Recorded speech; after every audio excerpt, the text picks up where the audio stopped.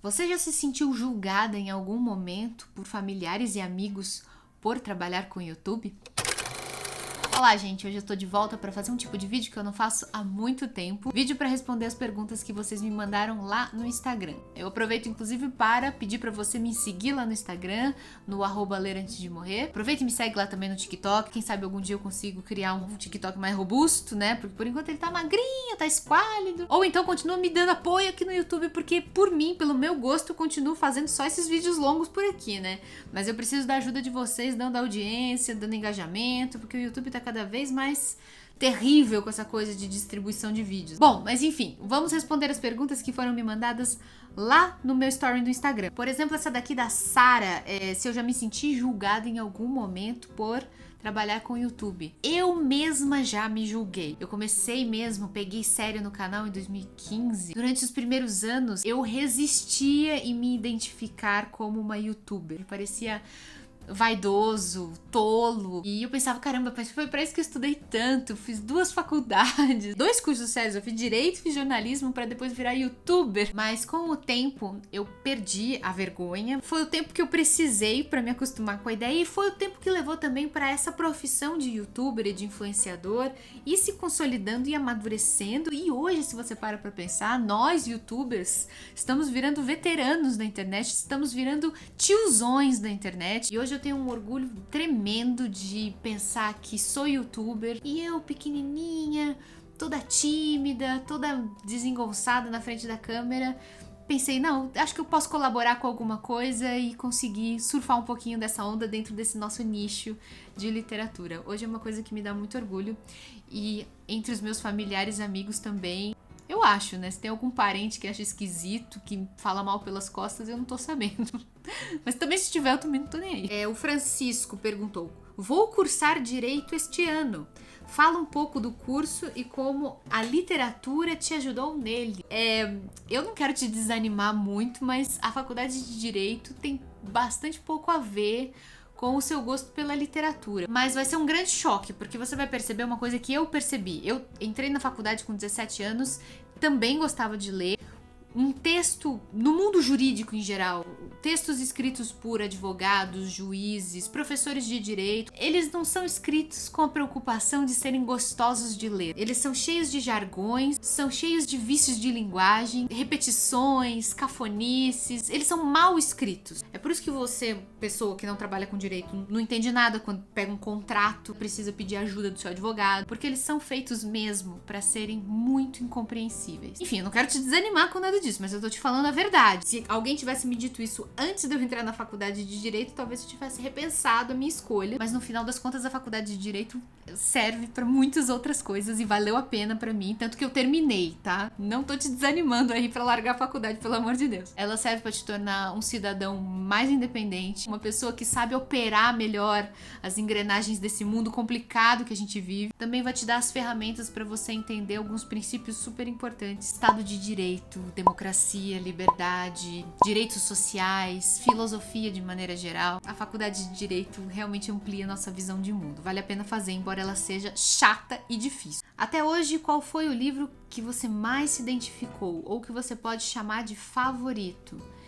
Tem sempre os livros que eu tenho na ponta da língua para responder essa pergunta que todo mundo me faz, que são 100 Anos de Solidão, Dom Casmurro, A Casa dos Espíritos. Mais recentemente eu posso incluir Os Miseráveis, do Victor Hugo, que eu amei de paixão. Mas tem muitos outros livros que, nossa, me encantam, e dependendo do momento da vida que eu tô lendo, eles trazem um peso especial. Antes do Baile Verde, da Lígia Fagundes Telles, Olhai nos Lírios do Campo, do Érico Veríssimo, e tem muitos outros livros que moram no meu coração. Eu não sei, simplesmente eu não sei escolher qual é o meu favorito. Não dá. Tentando criar o hábito de leitura, mas tá difícil. É mais um desabafo do que uma pergunta. Cabe aquela comparação que eu sempre faço, de que criar hábito de leitura é difícil como criar o hábito de fazer atividade física. Tem gente que não consegue de jeito nenhum e tem gente que não vive sem. Eu falo isso sendo como sou uma pessoa preguiçosa pra caramba que não gosta de exercício. Mas tô insistindo, esse ano eu tô pegando pra fazer, tentando me disciplinar pra fazer exercício. E eu acho que é isso que você tem que fazer com a leitura.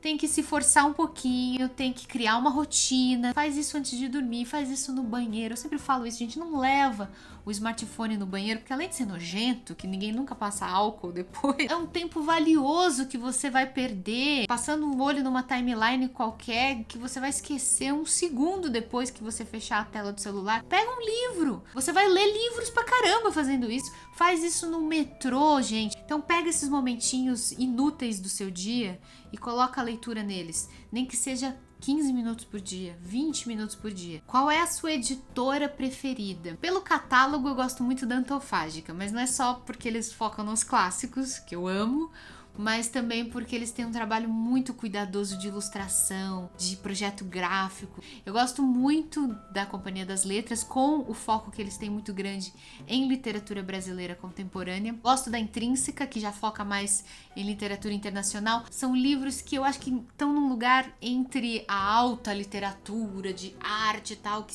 pretende muito elevada, e a literatura comercial best-seller. Eles conseguem escolher uns livros que caminham no meio, assim, que eu gosto muito. José Olímpio, que é um selo da editora Record, por causa do catálogo também, muito focado em literatura brasileira, grandes autores como a Raquel de Queiroz e o Graciliano. E para fechar com algumas editoras um pouco menores, mas que também fazem um trabalho muito lindo, tem a editora Instante, que publica muitos livros escritos por mulheres, literatura assim de primeira, os livros brasileiros que já estão fora de catálogo há muito tempo, como o da Carolina Nabuco ou da Diná Silveira de Queiroz. E tem a Estação Liberdade, que tem muitos autores do Extremo Oriente, da China, Coreia, Japão, mas também tem um catálogo de clássicos muito legal e eles são bons editores, é bem interessante. Falei um monte de editora no fim das contas. Tem fórmula para ler cansado e ainda assim manter o foco e não embaralhar as palavras?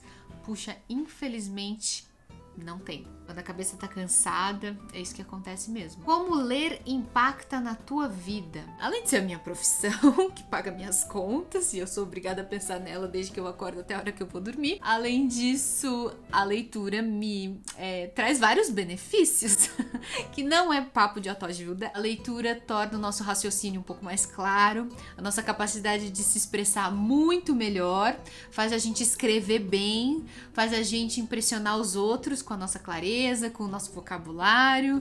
A gente passa uma boa impressão da gente quando falamos bem e quando temos um bom repertório de ideias, conseguimos construir raciocínios complexos e fazer conexões entre ideias inusitadas. Tudo isso é treino que a leitura vai dando, tudo isso é musculação pro cérebro. Eu não tô dizendo que todo mundo que gosta de ler é mega inteligente, é um gênio, é um líder, é uma pessoa que vai ter sucesso em tudo que faz.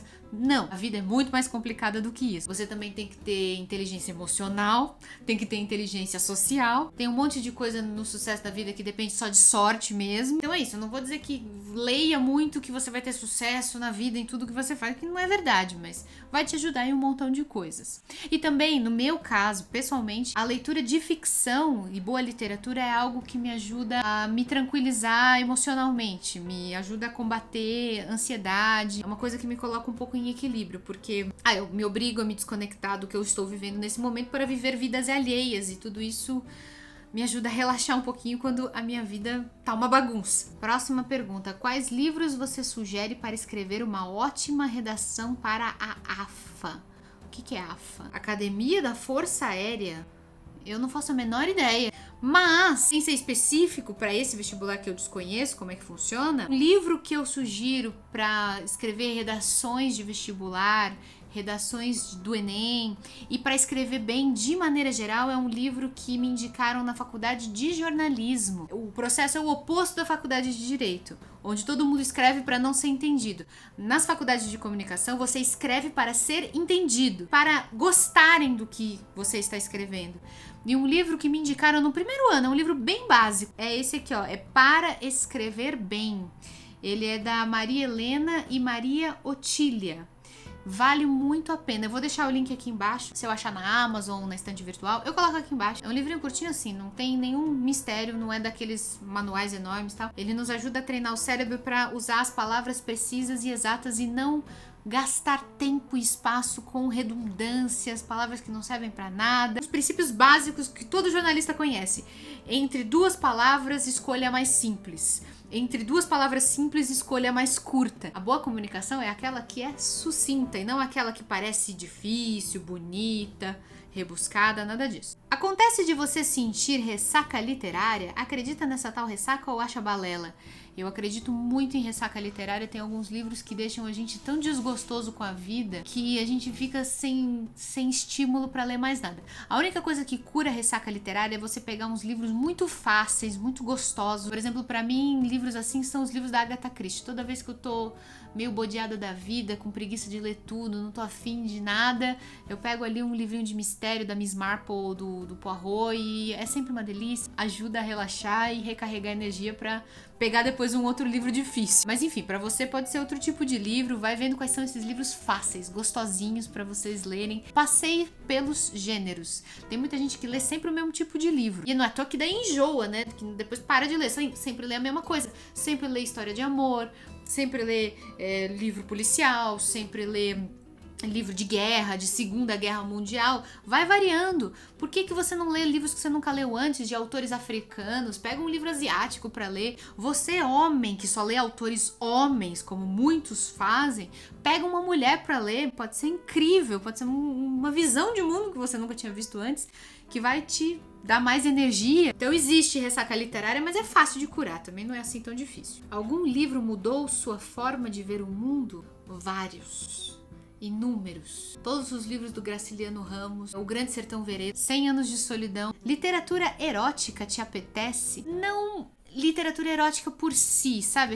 Aquele gênero dos livros hot, que só servem para ser uma coisa meio soft porn. Tem muitas editoras que investem nesse segmento e inclusive ele faz um sucesso enorme lá no Kindle Unlimited. Tem autores brasileiros que publicam um livro hot por mês e conseguem vender e viver dessa profissão, e eu acho isso super legal. Não tenho nenhum preconceito contra quem gosta de ler, inclusive, mas um livro, assim, erótico por si só, eu acho ele meio vazio. Eu gosto quando um livro traz um monte de outras temáticas além de cenas picantes. O Amante de Lady Chatterley, por exemplo, do Lawrence, ele é um livro que é sempre lembrado pelas cenas picantes, mas ele não é um livro sobre sexo, mas longe disso. Ele fala de relações de classe. Ele é um livro político, social, ele retrata um monte de mudanças na estrutura social. As cenas picantes são só um complemento. São importantes também, porque é uma história de amor, mas ele tem todo um contexto histórico e sociológico que eu acho muito mais legal. Livraria Cultura, opinião. Provavelmente ele tá falando sobre a falência da Livraria Cultura. Eu não estudei esse caso a fundo, mas eu fui acompanhando as notícias que foram saindo desde 2019, mais ou menos, quando começou forte essa crise da cultura. Pelo que eu ouvi dizer, a Livraria Cultura faliu porque ela cresceu demais, de maneira irresponsável, desordenada, pegou muito empréstimo de banco público, investiu naquelas mega stores, vocês lembram? Tinha em todo o Brasil lojas enormes, de vários andares, que vendiam livros, CDs, imagina, investir em CD, DVD também, que é outra mídia ultrapassada. Chegou uma hora que virou um mini shopping dentro da cultura, e isso não se sustentou, e faz todo sentido porque isso coincidiu com a popularização das vendas online. Foram um monte de decisões estratégicas terríveis e, ao que parece, eu não posso afirmar, foram somadas com uma postura um pouco arrogante, prepotente, como quem diz, não, mas eu sou Livraria Cultura, eu não vou quebrar jamais. Eu falo, mas eu fico triste, essa que é a verdade. Eu sempre adorei a Livraria Cultura, desde que só existia uma loja de Livraria Cultura que ficava no Conjunto Nacional, na Avenida Paulista. Eu lembro quando eu era criança que eu ia num médico que ficava lá no Conjunto Nacional e, pra quem não conhece, embaixo tem uma galeria com lojas, e a Livraria Cultura ficava numa loja onde hoje tem um Carrefour. Eu lembro que eu ia num médico e toda vez eu passava do lado e toda vez era legal. Eu pedia pra minha mãe pra gente ir lá ver os livros e quase sempre eu acabava convencendo a minha mãe a comprar um livro pra mim. E ela comprava, porque a minha mãe também sempre foi leitora. E, enfim, era muito gostoso. Eu tenho lembranças muito boas da Cultura. Era a melhor livraria de São Paulo durante um tempão, até que começou a virar essa coisa gigante que desmoronou como um castelo de cartas. Então eu só posso lamentar. Ainda vale a pena a carreira de bookstan e youtuber literária? Olha, eu não sei pra quem tá começando hoje. Com certeza não é um bom caminho começar no YouTube. E talvez o caminho seja mesmo ir pro TikTok, ir pro Kawaii, ir pras, enfim, novas plataformas de vídeo curto, porque elas que estão em ascensão atualmente. O YouTube, infelizmente, já faz um tempo que tá vivendo uma certa depressão, não tá conseguindo concorrer direito com essas novas plataformas, tá tentando investir em shorts, mas eu acho que isso faz o YouTube perder a sua essência, né, que é dos vídeos com duração ilimitada, cada um faz do que quiser e tal. Pra gente que tá num nicho tão específico, que é esse da literatura, eu acho que o nosso público potencial também é mais restrito. Se você quiser começar agora, sinceramente, eu te recomendo focar mais nos vídeos curtos. Qual é a sua adaptação de um livro para o cinema favorita? Tem várias que são muito boas e eu não sou, inclusive, da opinião de que o livro é sempre melhor do que o filme, porque tem vários exemplos em que o filme consegue superar o livro em que ele é baseado. Por exemplo, O Poderoso Chefão, que é um filme melhor do que o livro original do Mário Puzo. Eu sei porque eu li e assisti o filme e achei o filme mais vibrante, muito mais hipnotizante. Eu vou trazer exemplos assim que são imbatíveis. Eu gosto muito daquela adaptação de Orgulho e Preconceito de 2005 com a Keira Knightley, que é tão delicadinho, é tão maravilhoso, com atuações tão memoráveis. Eu sou da geração que conheceu Orgulho e Preconceito graças a esse filme. E eu vou trazer um exemplo também de adaptação para uma minissérie. Eu gosto muito da adaptação de Dom Casmurro, do Luiz Fernando Carvalho, que é uma série chamada Capitu, que saiu na Globo, acho que foi em 2009, 2008, por aí. É excelente. E eu não vou dizer que é uma adaptação literal. Ela é muito fiel, mas ela faz um monte de intervenções. Ela tem o olhar do diretor, ela traz novidades que eu acho que só acrescentaram, que deixaram a obra original do Machado de Assis mais interessante, fizeram um diálogo maravilhoso com o original. Acho que é a minha minissérie favorita. E, gente, eu não vou conseguir responder todas as perguntas, mas eu acho que eu consegui responder bastante. Muito obrigada. Eu acho que eu vou fazer uma segunda sessão de perguntas e respostas para soltar aí durante o carnaval, já que no carnaval a audiência não é lá essas coisas mesmo, não vale a pena desperdiçar um vídeo trabalhoso de resenha e tal durante o carnaval, né? Então, se vocês quiserem me fazer mais perguntas, usa o campo dos comentários aqui embaixo. Um beijo a todos, boa semana para todos vocês e até a próxima.